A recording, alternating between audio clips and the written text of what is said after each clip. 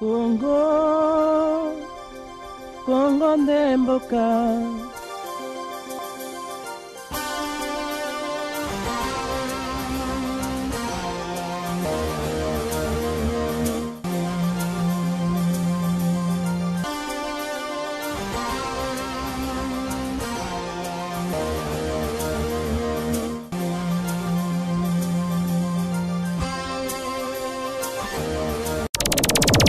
Télévision, la chaîne de la diaspora congolaise.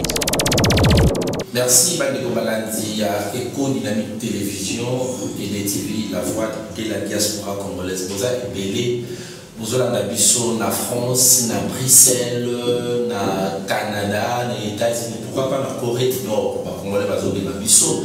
Le lobby, vous avez au Sala, Kitoko, il y a pour servir le peuple congolais, l'Union soviétique, à Nabiso. Bazali na mona aya boye bola na émission ya mokolo malelo Congo ya nani, c'est bien Congo ya nani, émission oyo esalami pon na baimboka bayeba maso mazali koleka butu moi tongo na kati ya mboka na biso boyebi marche ya église catholique oyo basalaki le 31 décembre 2017 date ya suka oyo ba congolais ba kotaka na année ya sika po ba fêter ba sepela, mais cette fois-ci ba congolais il y a République démocratique du Congo en particulier à Kinshasa, il y a quelques provinces ba fêter ya monalité na ba olela disons na olela mingi banelaki parce que ba bungisaki moko ya bango na appel ya marche oyo ya ba catholique ya CLC comité de laïcs de coordination qui va congolais catholique pour revendiquer application il y a encore le 31 décembre 2016 où Israël signé entre le gouvernement congolais un rassemblement où Israël dirigé à cette époque par le fait président Etienne Tshisekedi. Boyebi Moula Oyebetaki na Kinshasa et causé la mort dans la ville province de Kinshasa. Aujourd'hui, il référé 48 morts. Gouvernement congolais, gouvernement central, gouvernement provincial de la ville province de Kinshasa, Bakindaki, ko secourir Bandegouana, ko pesa bango Biturien, pe ba décréta qui dès jours il y a des nationales dans la République démocratique du Congo. Et voilà, makambo tokozola lelo sans pourtant kobosa la sujet où ils allaient sujet important.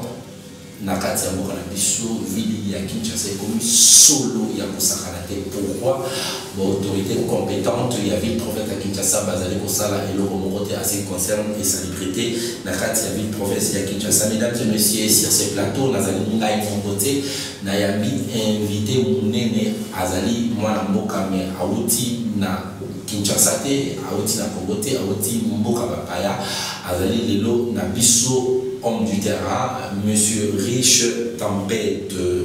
Bonjour. Bonjour, comment vous allez? Ça va, sans plus tarder, Monsieur Riche Tempête, nous avons tout la actualité, nous sommes pour les années mais avant tout, nous avons Riche Tempête. Qui est Riche Tempête? Il y a des fois tout le monde pour se transformer dans les médias, vous allez journalistes, reporters sur le terrain, ou soit vous allez. Merci Dévo François. Il y a beaucoup de gens nous souhaitons bonne année na Congolais pour na mbula oto bani ya sika 2018 toza ko espérer et kozala mbula oyo ba Congolais ba kozungisa koseka na bilongi na bango na yango na kopesa bango bonne année na téléspectateurs nyonso ya LTV pe na libota na ngai mobimba bonne année na équipe mobimba ya LTV ya monde bonne année na bino. Voilà, Richard Riche Tempête azali bongo congolais nazali bongo na limomba oyo babengi LTV. Pour le moment, Nazali appelé par la nation congolaise pour jouer rôle au monde il y a reporter. mais nazali reporter de formation T.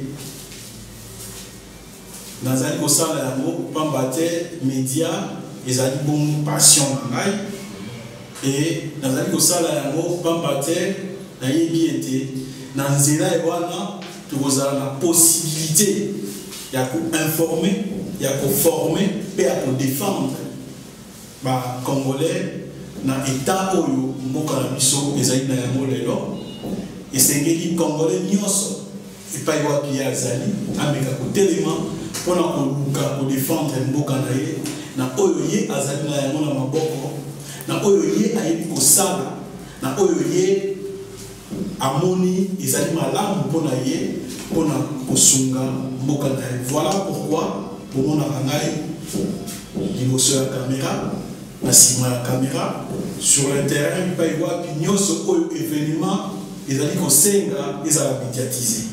Riche Tempête, parce que tu es au début ensemble, tu es à domaine. Est-ce que Nakati Amboka Nabiso, tout va bien, tu es allé dans la partie à Congo, plus particulièrement à Kinshasa, journaliste avec vous à Ndenge? Journaliste dans l'état actuel du Congo, journaliste Sengeli Azala juste. Aloba Bosolo, Aloba Oyo Ezali Komonana, Yamabe a dénoncé. Ya malamu aiba ko appuyer yango pamba te journaliste azali oyo ba congolais baike bazali kolanda na tango oyo bato mingi bazali kolanda yo esengeli na yo oloba makambo oyo esengeli oloba oyo ezali ya bosolo ya koyeba kokosa te ya koyeba kobakisa te motuna na yo soki totimoli yango na bozindo nakali soki kokende na koloba ba mingi bandeko toza koyeba babike journaliste esengeli azala l'église au milieu du village. Mais moi je ne crois pas que na moment oyo Congo ezali na yango tozali na posa penza mingi ya ba journaliste ya lolenge e wana te pamba te le pays est en danger. Ba oyo kutu bazali censé bazala au milieu du village ya solo tous au milieu du village, mais bango bazo senga kana ba journaliste bazala au milieu du village. Tokozonda kisa ya ba ministre oyo l'état congolais mutu efutaka bango. Ngai yo ye biso to futaka bango po ba kotela ka biso nyonso, po ba salela ka biso nyonso misala. Na nini mi tozali komona bango bazali mupanzi moko. Or un ministre azali mosali ya mwana mboka azo devoir na bana mboka ba rapport ya oyo batindaki ye akende kosala mpona bango. Mais tozomona ba ministre mingi bazwaka position voire même babengi moko président de la république azali mosali ya bana mboka asengeli asala mpona ekolo mobimba eno mpona mobanzi moko bango basalaka yango bongo te mais bazosenga na journaliste oyo azopanza sango oyo aza kodénonce azala na katikati du moment où bango oyo baza censé vraiment kozala na katikati bazalaka na katikati te.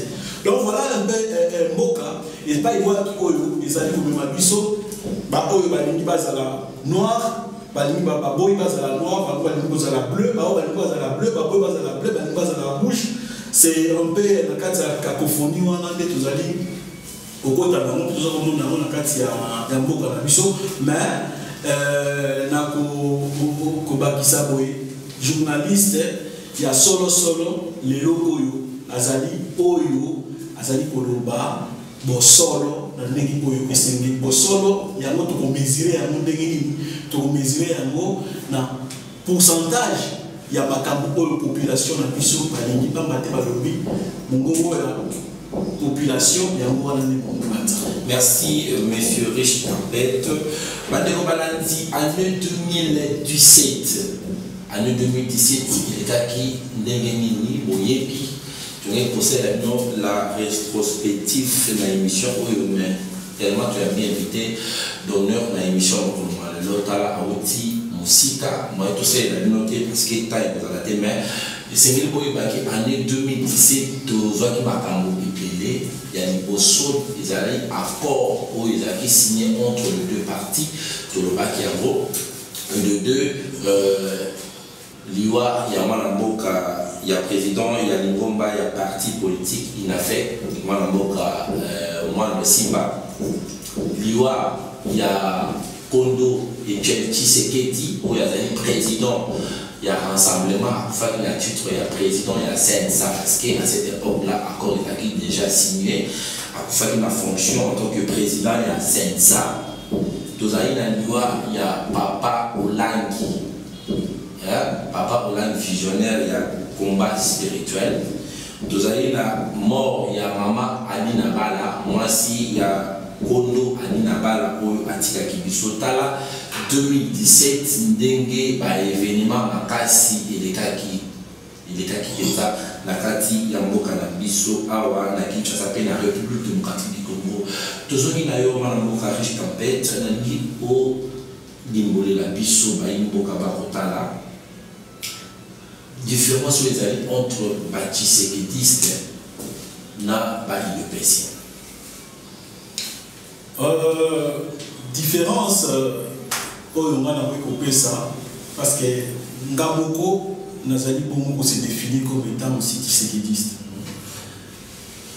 Bandeko Nyonso, Nakati Bali-le-Pessien, ici, tant que les créé, ils avaient créé 13 parlementaires.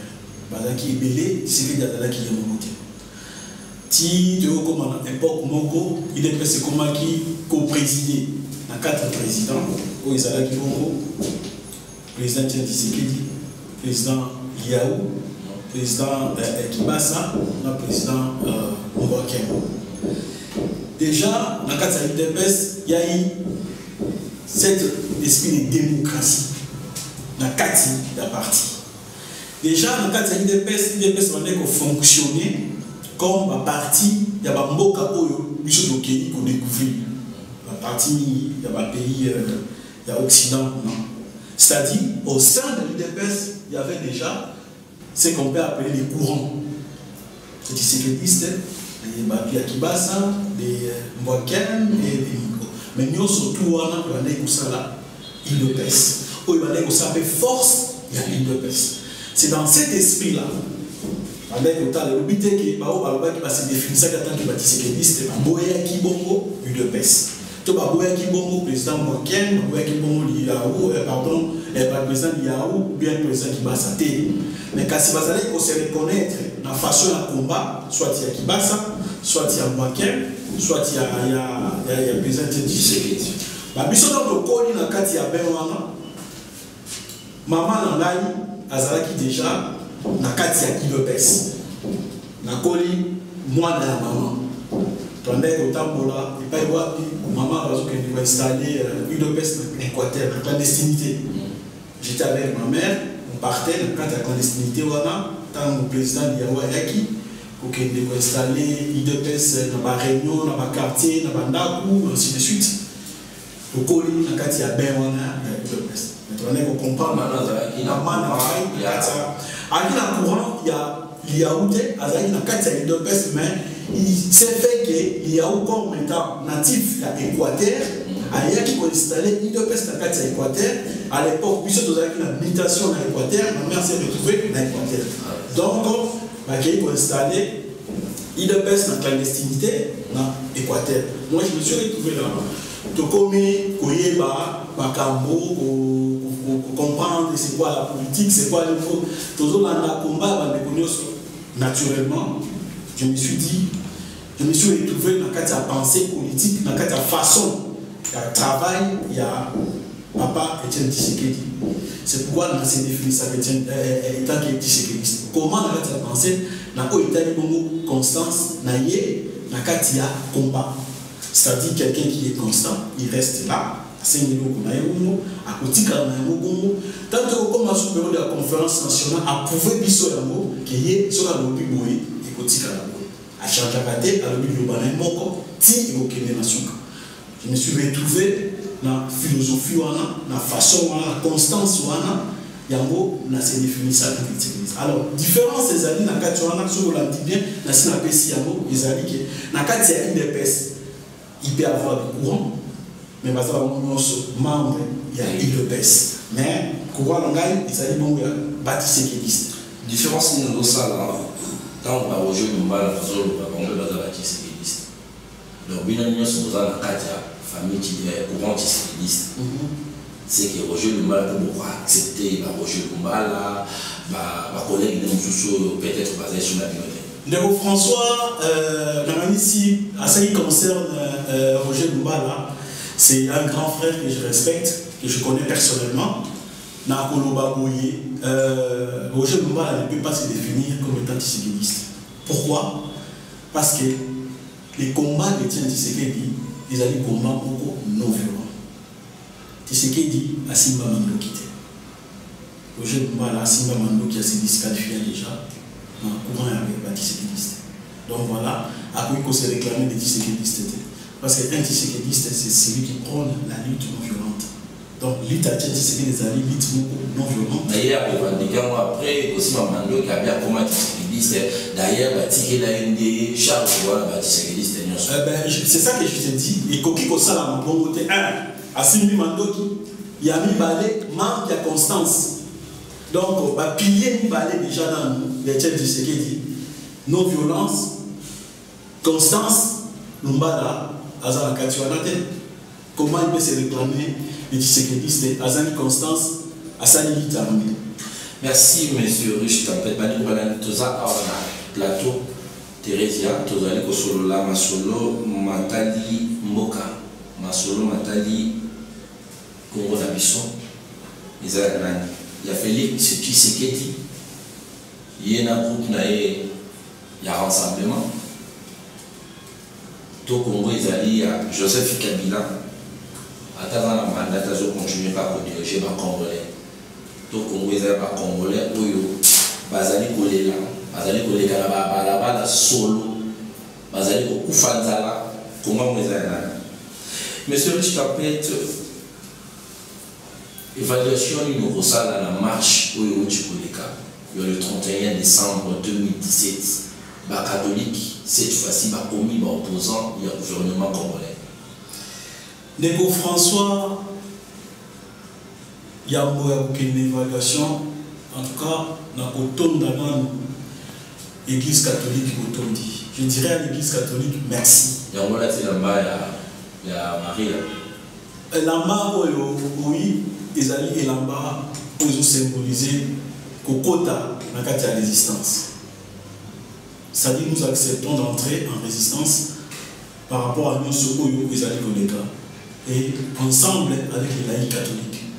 Donc nous entrons en résistance Swana, on a Bolobaïti, Toko, Tika, Mbokanabiso et Kendima Bete. Vous aurez resté sur le terrain. Sur le terrain, nous allons Awa, toujours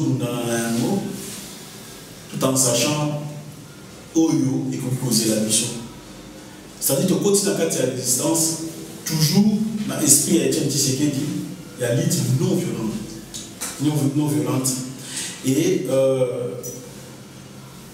bilan, merci, la résistance, bilan pour les années vraiment positifs. Pambate, tous ceux qui sont sur le terrain, tout le monde maïmaliki. Face à Bakano, il y a Minouki, il y a Kabili, population. À Télémi, na ba croix, na ba chapelet, na ba bilamba, na mai, na manteka na maboko, ba Télémi Minouki, na ba gaz lacrymogène. Tout le monde y a un mot, c'est-à-dire Congolais à comprendre à travers l'Église catholique, il y a moyen, il y a qui dit ça, ba canon Minouki wana est à la masse. Avec la foi non seulement la foi où on est pas besoin de non, foi c'est-à-dire avoir la confiance en soi, c'est-à-dire croire dans Oyo, nyonso au salakaki et au simba. Donc tout le monde boni bandé, baza pour avancer, liboso, il y a pas policier cagoulé, Oyo yébité identité naïe. Les amis, c'est-à-dire il y a un monde, il y a un défi, il y a un identifier, mais il y a incapable. Il y a identifier, à cause de ça, là, on m'a à tout moment. Mais ma maman, ma télémine pour ça, il y a ma bêtise, ma foucami, ma bêtise, ma bêtise pour menacer. Résistance, il y a solo et bandit. Espoir et Pessameli congolais en 2018 que l'Olenge Rwanda, parce que Babandi vous décoder comment en finir avec le régime Oyo, et comme on a dans 2018, dessin à déjà toujours qui a c'est-à-dire les 31 ans, automoni, miracle nous soupé au Salami, le même les 31 ans nous allons coller victoire les amis. Bah Oyo, bah kanisa qui va koufi, bah déclarer par mort, les lots bah un bon mot. Bah Oyo, bah kanisa qui était l'hôpital que nous n'avons le logo de Zota la baron à Kata l'hôpital, Bazanan na Kata Bombo. Donc voilà un peu au Manamoni, le 31 décembre 2017, pour Nangaï, ils ont dit Bongo, il y a solo, il y a résistance, il y a lutte, il y a non-violence, il faut apporter victoire finale dans l'année 2018. Église catholique, M. Richard, est-ce que l'Église catholique a faire face à la résistance militaire où à tout moment la population du Maka est réprimandée par la police, par l'armée, tout à l'heure les policiers qui kaboulé, face à la motte. Est-ce que l'Église a accepté pour accompagner le peuple congolais à résister et la finalité de jouir résultat pour ne sais pas parce que les bandits ont déjà dans confusion, mais dans Katikati, l'Église a accepté pour accompagner le peuple congolais, c'est-à-dire l'Église a lié mon côté, a pour accompagner le peuple congolais. Alors, dans l'histoire du monde, tu as armé mon et l'onga peuple israélite. Aucune armée au monde, ici l'onga peuple. Ozala na ba mindu qui n'a sophistiqué à n'engeni armée moko la population ils allaient rater. Voilà pourquoi na accompagnement et na mobilisation de l'Église catholique azali ko sala pona ko sunga population la mission ba côté de ma solo na au bout il y a la victoire. Violation au sein de l'Église catholique Bandeko Balandi. En quelques minutes, ce qui a été l'ambiance ces jours-là, le 31 décembre 2017, dans l'Église catholique. Télévision, la chaîne de la diaspora congolaise. Voilà, la messe vient de prendre fin. Maintenant, l'Église entre en procession. Et avant de sortir pour aller marcher, comme vous remarquez là-bas, il y a beaucoup de fidèles de l'Église catholique, voire même les non-catholiques qui sont ici. C'est pour célébrer l'enfant Jésus et pour aussi manifester leur mécontentement par rapport à la façon dont le pays est conduit, la façon dont le pays est dirigé. Vous allez suivre les messages que les laïcs ont donnés et on verra ce qui va se passer aujourd'hui.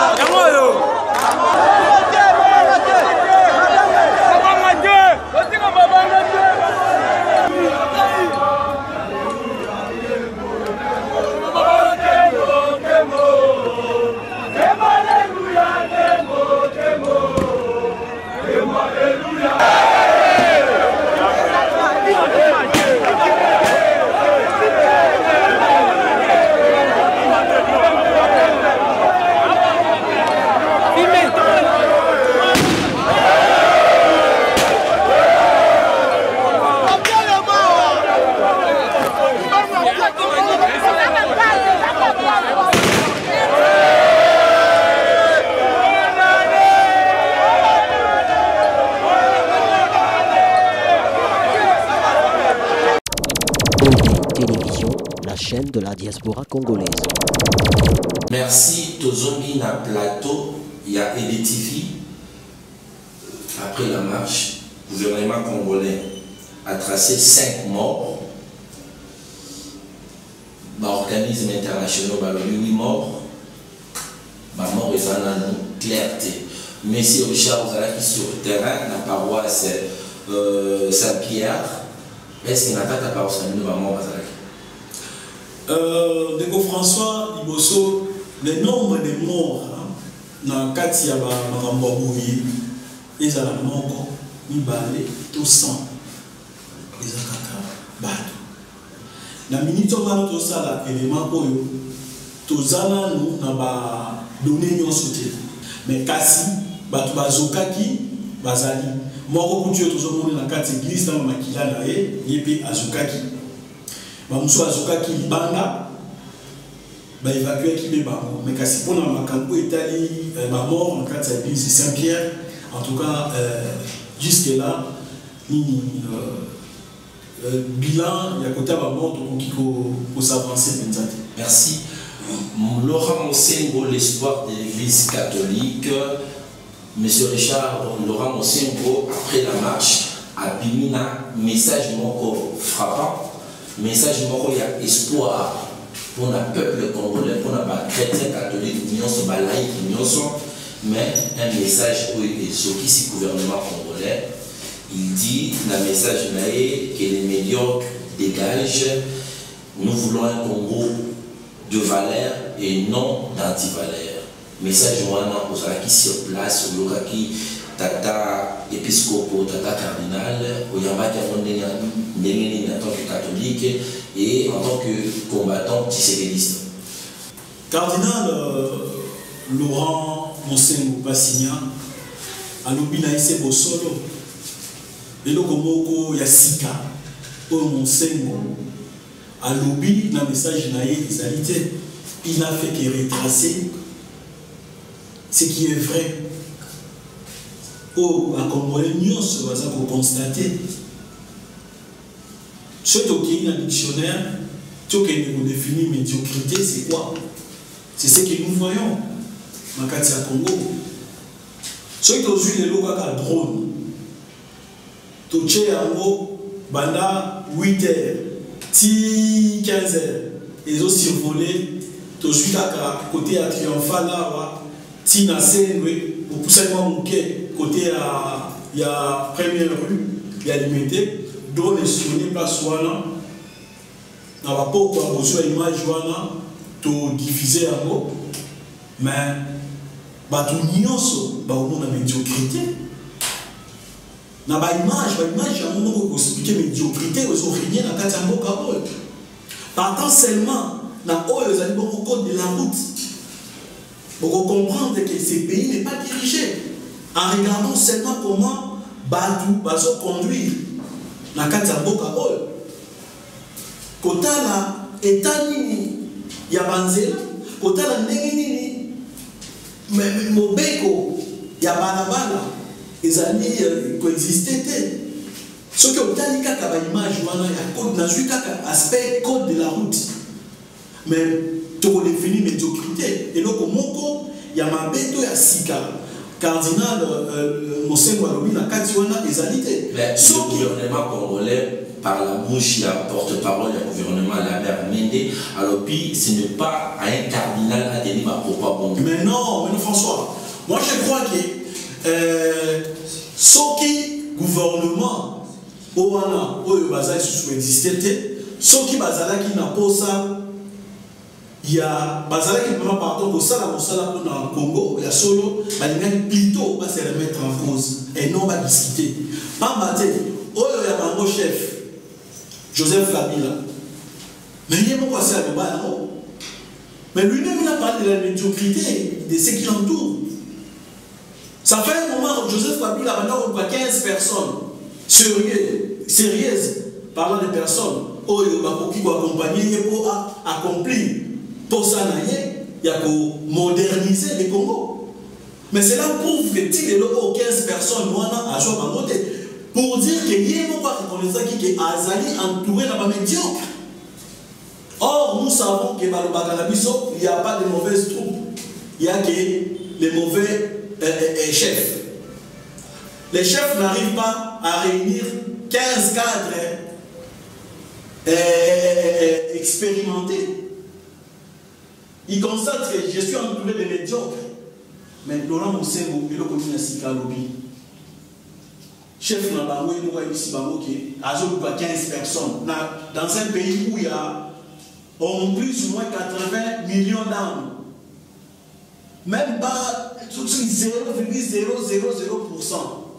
Mais pourquoi pas le cardinal Laurent Moussengo, après ces événements, à l'occasion initiative de Rokutana Joseph Kabila, en face au lié à l'Obayango publiquement, c'est ce qui dit que le porte-parole sur le non, ce n'est pas un cardinal, l'église doit être au milieu du village, ce n'est pas un cardinal, il y a retenir le langage bongo, propos bongo sur le plan médiatique. Non, moi, ce qui total même la vie, ça a pris des 10 images, il n'y a pas eu l'église catholique, basée ensemble, dans Joseph Kabila.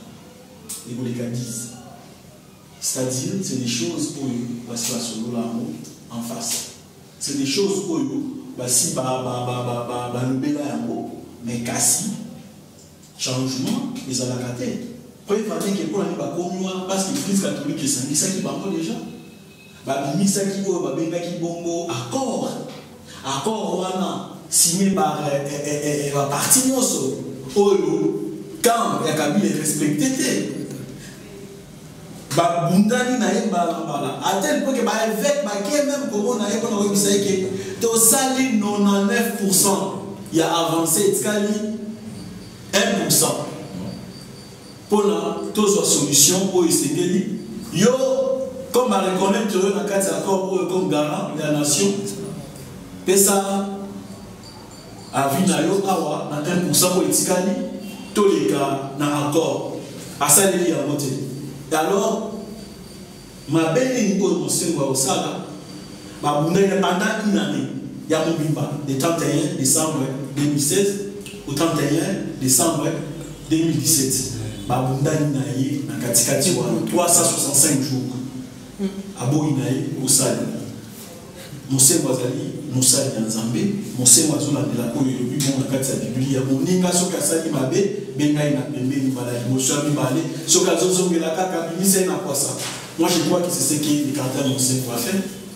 Mesdames et messieurs, toujours cité dans l'émission Ngonga, Ezali Ngonga, j'aimerais bien électivité les Congolais nyonso la diaspora sondage par rapport à propos il y a Laurent Mosengo durant cette émission ce qui otali posa pour le propos de Laurent Cardinal Laurent Mosengo on dit oui ce que vous allez non non par rapport il y a clairement utilisé la médiocrité face au gouvernement congolais. Monsieur Richard, est-ce que c'est possible au Congo tous à la Congo un Congo de valeurs comme Mosengo Malobi ou bien Batubazate au Congo il y a des valeurs n'engeni ceux qui peuvent la télémie abimi pour revendiquer répression toujours ezali de la part il y a des militaires. Est-ce que par élite congolais bazali ou pas Congo toujours ou bien est-ce que tous appels à militaires congolais ont conscience face à l'appel il y a Cardinal Negalobi nous voulons un Congo de valeurs et non d'antivaleurs. Ndeko François Congo ezali na bana ya solo oyo bakotombola mboka na biso ezosenga kutu ba gymnastique ebele te. Il suffit la constitution actuelle ezala respectée na ba article na yango nyonso c'est fini Congo et ozwanzela esenye. Les vrais problèmes au Congo ezali non respect de la loi fondamentale. Les vrais problèmes au Congo ezali moto alingi komitia likolo ya libeko. Ce qui mobeko est commis respecté, c'est fini. Là aussi on fait cet exemple à toucher drone na likolo. Même exemple tu l'as mouki de l'eau tu as comment respecter le code de la route. Oh, il y a un problème à droite, il y a un problème à droite, oh, il y a un ainsi de suite. Passe à côté la moninga des quartiers, le moninga des karaoké, la priorité, ainsi de suite. C'est fini. Eh bien, voilà. Comme aujourd'hui, c'est fini. Nous voulons un Congo, donc il colonne, il Condé, Congo et comme un Congo, il y a ma valeur, puisque nous courons vers les temps. Question, il y a Soukaubi, avant-dernière question, il y a Tunayo. Est-ce que l'église de réveil peut aussi venir en aide l'église catholique face à des marches à Moussala? Parce que l'annonce apostolique a été pour appuyer la diocèse d'Union va reprendre, va soutenir le comité des laïcs d'ordination, on a appelé au Basile Moussala. À plus tard, je dis déjà, la son de cloche aux autres. Personnellement, de François, pour s'adresser dans l'église de réveil,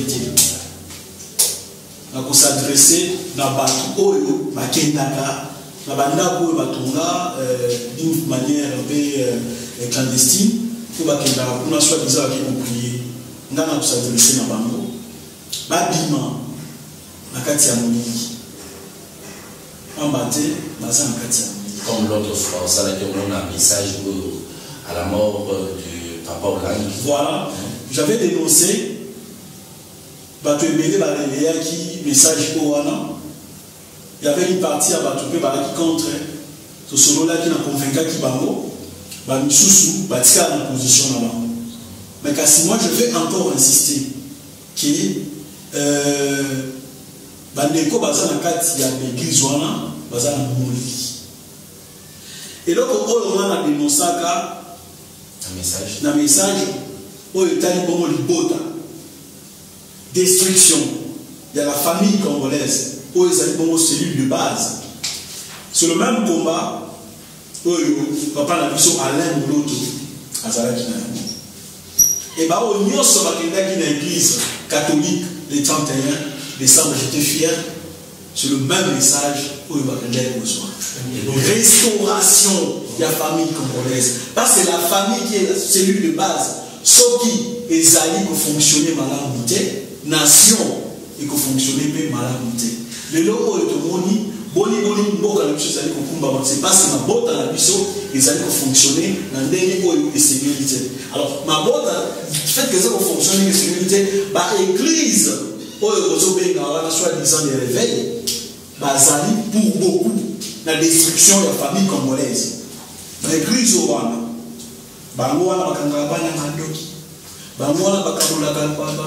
mabota aussi boti bana balobike oyo libala na yote libala na yozali kuna kote mususu mama okabwana mbali tiki bana bazali nini ainsi de suite. Il participe à la destruction de la famille qui est cellule la base de la nation va participer à la destruction de yango et résultat tous autres joueurs médiocres dans la tête du pays na nation. Moi je vais m'adresser à bandeko nyonso au bakenda ba l'église wana bandeko eloko eleki kosambela na malamu na mokili oyo ezali te. Quelqu'un qui prie azali mutu oyo azala na assurance na kati na ye. Azali mutu oyo aninganaka pamba te ayebi oyo aza kati na ye azali beaucoup plus fort que oyo aza na mokili oyo. Bao balaki na kati ya barke na bwato na Yesu Kristo mupepe yaki mbonge yaki balengaki lengaki Yesu atunaki bango bozali na mutima te boyebite bozana na kati ya mbonge Yesu agangelaki mbonge mandaki mais bandeko bazokona bazolinga. Voilà pourquoi nous sommes pourquoi dans la fière de Tshisekedi pour la conscience.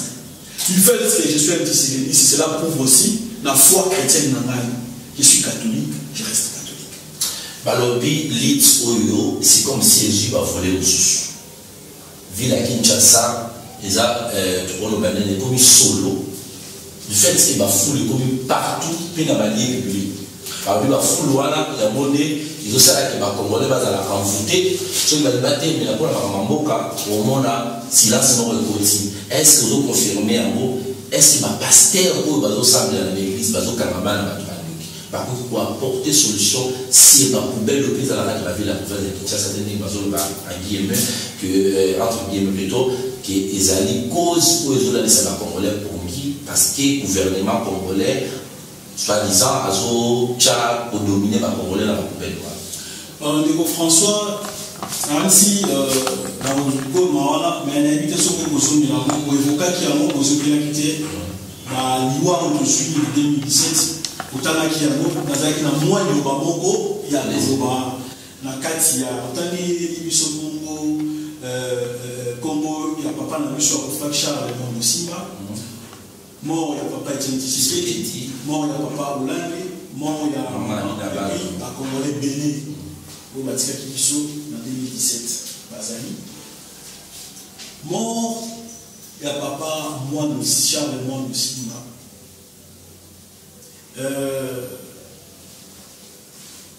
Et quand on s'est qui et quand on s'est personnellement, parce que Naoutaga aux Alanai, Kalate, dans la résidence de la présidente Tshisekedi, Ngara Zongi, Toki pas comme la poto, Toki Soussou, parce que tous les Kinaye, tous les qui filmer, dans des comos, dans la famille, dans toujours il y a des comos à filmer, à Zozo Cima, à l'Iki à quoi il y a la terrasse, ils ont la pension, à Charles, à Kanye. Donc, pour dire qu'il y a dans ma casse, nous avons filmé, à quoi arrêtez. Donc, papa, mais comme c'est une mais il est l'eau qu'on a dans ce pays-là.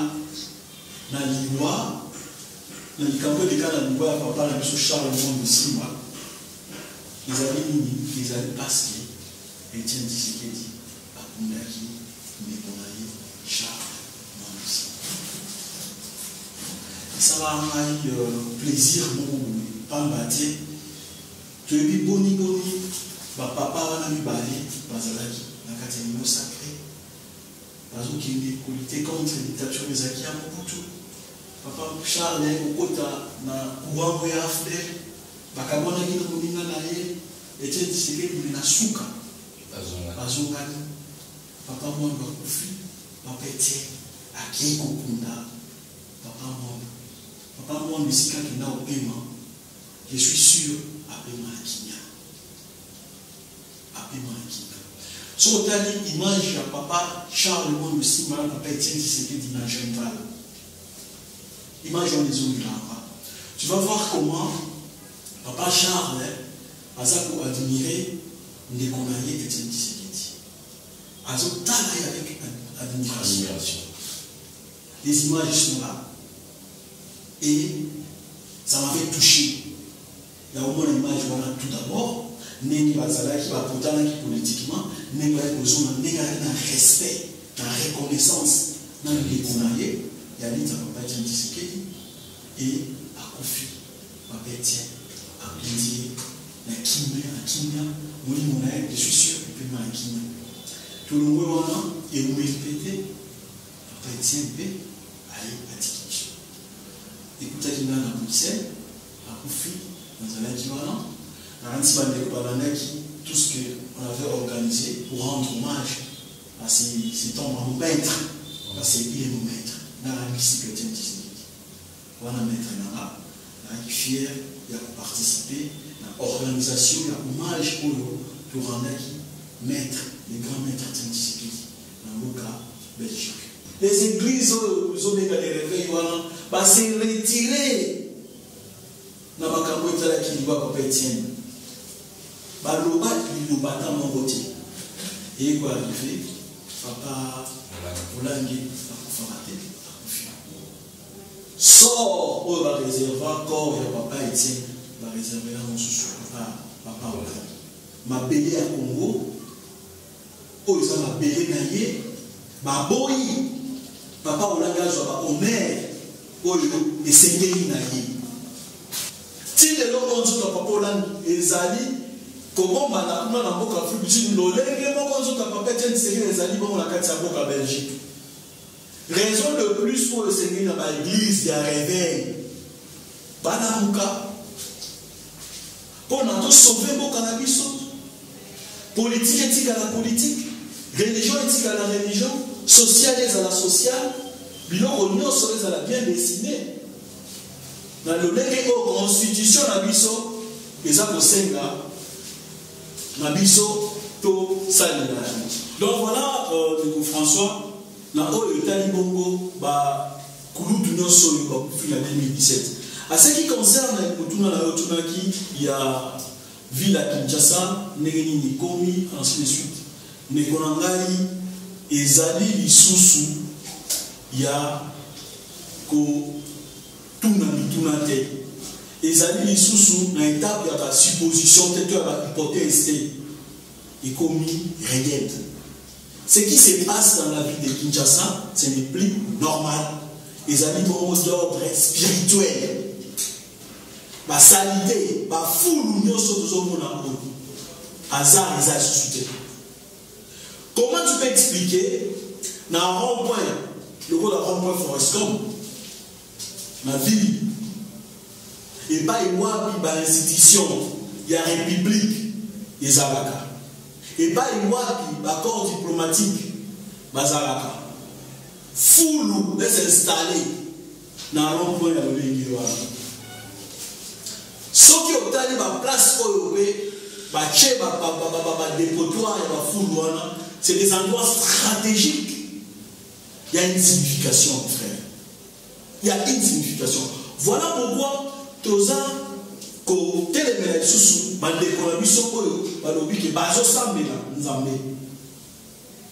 et si quand on s'auto Ezali symbole ya mabe ya mulili bon soto les Nicolas Xaliniki baza ko mater le peuple congolais ba mona le peuple congolais ko na kati ya bosoto. C'est l'exemple que la Bible parle ya ngulu nyama vivre na kati ya salité. La Sud congolais nyama vivre na kati ya salité. Et pas il doit vivre ko boakela molimo nyonso ya mabe. Yesu abimisi molimo mabe batindiamo na kati ya ngulu. Donc peuple congolais a commis nae ngulu oyo bakobwakela ye molimo nyonso ya mabe. Soki tozali na basali ya nzambe ya solo bandeko na ngai, en passant na opesa moti na grand frère na ngai Maurice le Montois, parce que tu partages na ye likambo oyo. Maurice Mbié non, le Montois, donc avant la annonce. Donc tu partages na ye likambo oyo. Mur ya Berlin ebukana bato bamonaka yango ebukani parce que politicien basepeli bato so basepeli, mais eza na aspect moko oyo ezalaka na kobombana. Eza na paster allemand moko asangisaka bandimi ya solosolo babondela mpona likambo wana parce que ekomaki mpe na problème moko spirituel na kati wana, bakotaka mabondeli ya solo kino nini wana elalaka. Ici au Congo, si nous avons vraiment les serviteurs de Dieu, il y a solo. Voilà ce que vous pouvez faire pour notre pays. Bo sangana, bo pa mena milimo ya poubelle, milimo ya mbino oyo lukabo, ko pa mena na ona kati ya bato. Ezali sous esprit te comme matériel.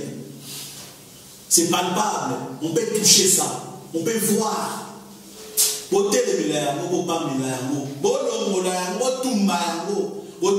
Et spirituellement et physiquement, les choses vont changer dans la vitesse. Par contre, ici, quand la ligne était dans la stratégie, l'église catholique, l'église catholique est ennemie. L'église catholique, tant que et s'installer dans l'église, bossa salon bolongola kotika fulu na rayon à 50 mètres carré ya limité l'église te botika ba fulu na ba rayon pembeni ya l'église te soki bomoni fulu bosangani samedi bolokoti yango bolongoli yango pembeni wana ba église pembeni na bino bolinga fulu ezalate ba mateza stratégie ya monguna alingi kokotisa bato na kati ya molimo ya mbindo. Trouver des voies et moyens pour dégager des poubelles. Na kati ya pembeni ya bisabu. Na banda kuna binope wazobanga nzambe ya solo nga na bani baoluka bamakambo to bengani molimo. Bo bandana kolongola ba poubelle autour ya banda kuna bino. Bozongela molimo ya salongo. Bozongela molimo ya salongo ya kolongola ba poubelle. Pas matin, à côté, tant qu'on va remarquer, on va le nombre de militaires, de soldats, on va empêcher de nous la poubelle. C'est là qu'on va comprendre que ça, c'est une normalité. Bon, on va la poubelle, le pays n'a pas matin, les animaux libres, yama, B, Oyo, Nazali, Kotia, Katia, Mboka, la Bisso, pour aimater la population. Ce n'est plus normal. À venir, côté à venir, enseignement, awa. Baton dit ça va poubelle pas matin zali ici là va siège à la parti politique à opposition mingi ezalaka ba côté si molimo va poubelle ba parti politique on va ya ka kota ka ba fallait passer dans militaire mango ba banda ko sala ko musala ba longola te to ni molimo wa bokabwani wa kotse ba mona kati à partir de solo wa fulu wa les gens na ba siège va parti na bango à côté solo fulu oyo ya boso ba twa mo boso ya parti politique ya Vital Kamerhe bakitisi yango wana ezotala Vital Kamerhe boye ezotala ICD boye ezotala MLC na MLP na mpanzo solo ezokotaka kuna papa etie ba ole na boye solo wana mususu toyebi résultat ni solo wana mimi na kati ya division ya parti politique. Alors botika lisusu wa fulu te pembeni ya ba bisika obino buvandi bondima yango te bakinwa fulu ezokotisa molimo mabe. Ezali vrai, ezali sous l'hypothèse te, ezali réel. Molimo oyo tango sambela na butu bengana molimo na fulu ko bengana na molimo peka kate bengana yango na misala ozui pa ozui brouette bani otoka fulu ozocha botumbi yango ba moto boromona amélioration ekobanda osama malemo le pamba te eza molimo ya mabengo bakotisi na kati ya bakinois à travers ba imobiso ozomona de gauche à droite. Merci, M. Rich Campbell, Nandenge Oyambaki, on y marque invitation à Bissou. Voilà, nous avons entendu François, Nandenge vous permettre naleka na émission na yo Congo ya nani. Merci mingi. Na profiter kopesa susu merci na bandeko nyonso oyo balandaka biso. Nakanisi kotinda ba message moko edefilaka wana ezali mpona baservice oyo nyonso tozokoffrir mpona part ya contribution na biso na oyo tozali na yango comme problème. Bandeko oyo ya motema malamu basunga biso ekozala malamu mingi mpona mosala oyo eyeba kokoba. Na kotonda lisusu bandeko ya Japon ndeko Idi elongo na bandeko nyonso ya diaspora ya Japon pamba te bauti kobenga ngai sikoyo balobi batindi lisungi moko mpona kosunga bandeko oyo bazwaki makama na makambo eleki le 31 tokomeka koidentifie oyo tokoidentifie et suite ekozala ngai nazala te suite nango bokozwa bokoyeba boni tokosala mpona mwa lisungi oyo botindi mpona bandeko wana. Merci na oyo nyonso contribuaki kuna na kati ya mboka ya Japon. Nazalaki na bino na Japon namonaki ndenge boyambaki ngai nayebi oyo bozosala oyo bolingi kosala mpona mboka na bino malgré boza kuna botika mboka te bopouve yango lisusu na aide oyo bosali mpona kosunga bandeko na bino ya Congo. Ekozala malamu bandeko mosusu mpe lisusu ya badiaspora mosusu basala lolenge bandeko ya diaspora ya Japon basali bongo ekopermettre bandeko oyo bazali kozwa le devant bayeba kose décourage te. Merci mingi na aide na bino et merci encore na bandeko nyonso ya Belgique na soutien nyonso tout moral oyo bo apporter na durant ces jours na awa na mboka ya bakoko na biso. Merci na ba aide na bino nyonso tout na ba prière na bino ya solo. Merci na Nico Nangai, mon frère Damien, toi, merci na ba sacrifice nyonso ozo sala pour le Congo et ba ko zala vraiment pays des droits na ndenge oyo esengeli. Merci na maman Rachel, merci na Daniela, merci na Feli, merci na Mbakama, na Marie-Hélène, na maman Marie, na ndeko Odombambu, na Roseline, na Yannick, na JC, na bandeko na ngai nyonso ya ba tshisekediste, Jibeka, Vermeil, Alain Mongisila, Mami Geneviève, bino nyonso o na bosali bolimbisa bozali ebele na tondi bino na nyonso oyo boza kosala po ete Congo ezwa liberté oyo esengeli. Merci. Merci bandeko balandi tokomi na suka ya émission na bino Congo ya nani toyambaki na émission mokombalelo ndeko Riche Tempête. Merci na ndenge ondimaki invitation na biso. Merci na bandeko nyonso batalaki biso tosololi masolo kitoko na ndeko Riche Tempête tobeti mingi masolo différence nini ezalaka entre batshisekediste na baudepesien tosololi masolo ya ba événement oyo eleki na mboka na biso na soka asukisi na masolo ya poubelle oyo ezali na kati ya ville province ya Kinshasa. Merci bozalaki ebele na Japon, na Corée du Nord, na Corée du Sud, na Angola, na Londres, na Belgique, partout. Pourquoi pas la Palestine, na Israël, bolandaki biso à travers Eco Dynamique Télévision et des TV La Voix de la diaspora congolaise. Bye et à la prochaine. Télévision, la chaîne de la diaspora congolaise. Congo, Congo Ndemboka.